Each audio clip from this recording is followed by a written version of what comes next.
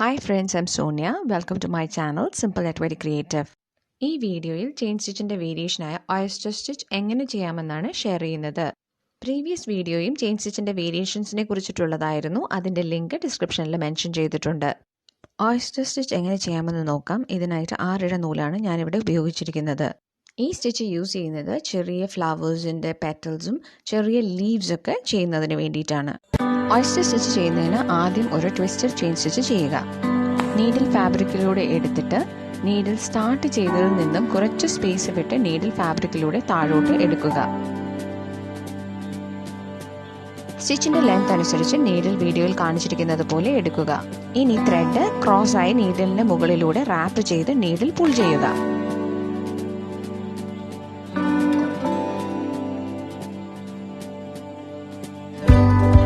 വീഡിയോയിൽ കാണിച്ചിരിക്കുന്നത് പോലെ നീഡിൽ ആദ്യത്തെ സ്റ്റിച്ചിന്റെ അകത്തുകൂടെ പാസ് ചെയ്യുക.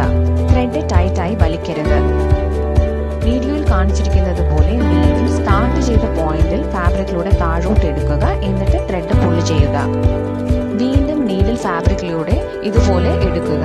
എന്നിട്ട് ത്രെഡ് നീഡിലിന്റെ താഴെ കൂടെ റാപ്പ് ചെയ്ത് നീഡിൽ പുൾ ചെയ്യുക.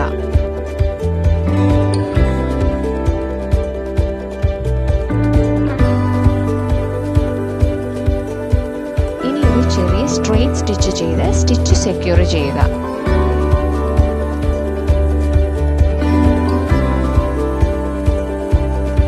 ഇപ്പോൾ ഒരു സ്റ്റിച്ച് കംപ്ലീറ്റ് ആയി. ഇങ്ങനെയാണ് ഓയസ്റ്റർ സ്റ്റിച്ച് ചെയ്യുന്നത്. ഒരു പ്രാവശ്യം കൂടെ ഓയസ്റ്റർ സ്റ്റിച്ച് എങ്ങനെ ചെയ്യാമെന്ന് നോക്കാം. നീഡിൽ ഫാബ്രിക്കിലൂടെ എടുത്ത് നീഡിൽ സ്റ്റാർട്ട് ചെയ്തതിൽ നിന്നും കുറച്ച് സ്പേസ് വിട്ട് നീഡിൽ ഫാബ്രിക്കിലൂടെ താഴോട്ട് എടുക്കുക.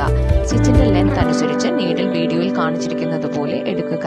ഇനി ത്രെഡ് ക്രോസ് ആയി നീഡിലിന്റെ മുകളിലൂടെ റാപ്പ് ചെയ്ത് നീഡിൽ പുൾ ചെയ്യുക.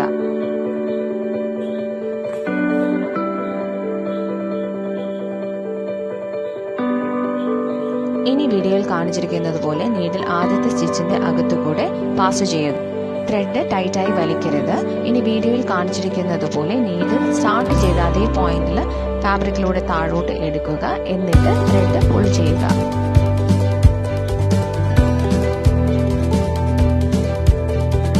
വീണ്ടും നീഡിൽ ഫാബ്രിക്കിലൂടെ ഇതുപോലെ എടുത്ത് ത്രെഡ് നീഡിലിന്റെ താഴെ കൂടെ റാപ്പ് ചെയ്ത് നീഡിൽ പുൾ ചെയ്യുക.